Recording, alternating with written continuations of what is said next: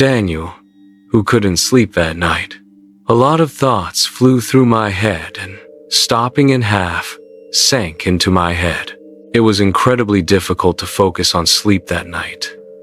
He saw shapes of people everywhere, and there was only anxiety in his chest, which he could not calm down.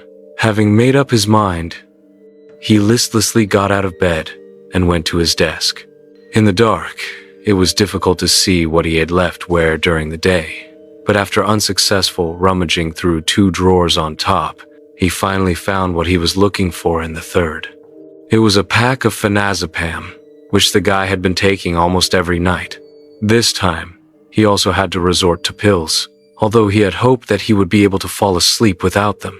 After squeezing out a pill with difficulty, Daniel threw the pill bottle carelessly on the table and trudged wearily to bed. As he lay on his side, he finally began to fall asleep. His thoughts were no longer bothering him, and there were no patterns on the walls, so he was able to fall asleep again, wrapped in a blanket. Suddenly, he heard the sound of keys turning in the lock, and a few seconds later, the front door was unlocked. The heavy footsteps of the stranger pulled Daniel out of the depths of Morpheus, and as he opened his eyes, he realized with a start that someone unfamiliar was walking around his apartment. With a sigh that sounded like a tuberculosis patient, the stranger made his way to the kitchen. The kettle clicked on, and a few seconds later, the rusty faucet began to hum. Heavy footsteps echoed from the kitchen, and as the stranger passed Daniel's room, he entered the bathroom. It was only then that Daniel came to his senses. Daniel got up from the bed, slowly walked to the door, and cautiously opened it. The apartment was in complete darkness. Even in the bathroom, where the stranger entered, it was as quiet as it had been before his visit. Deciding to make a move, Daniel tiptoed towards the front door, which was about 6 steps away from the room. All the while, he had a feeling that he was being watched, and as he tried to see anything, he was constantly on the verge of falling to the floor. The briefcase caught his foot, almost knocking him off balance. A bedside table that appeared out of nowhere hit his little finger, almost causing Daniel to moan in pain.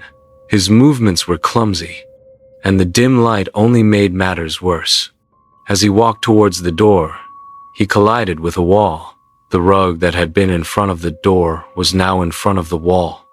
Panic began to build in his body, and his previous drowsiness was gone. After a moment of thought, he ran towards his room, but he still couldn't find the door. As he ran his hand along the walls, Daniel lost control of himself. The door to the bathroom began to slowly open. Taking a deep breath, he ran towards the kitchen.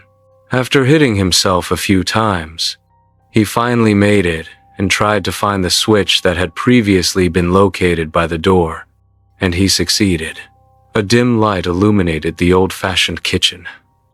There were old bars on the only window, and there wasn't enough time to escape. As he frantically opened drawer after drawer, Daniel found a kitchen knife and froze, raising it as if to strike an invisible enemy. The door stared back at him, and he could hear footsteps approaching from the hallway. Someone was approaching the kitchen, breathing heavily. As the stranger stopped at the door, their breathing remained heavy, but they didn't make a sound. The ticking of the kitchen clock, the beating of a heart, the wheezing behind the door. The door opened.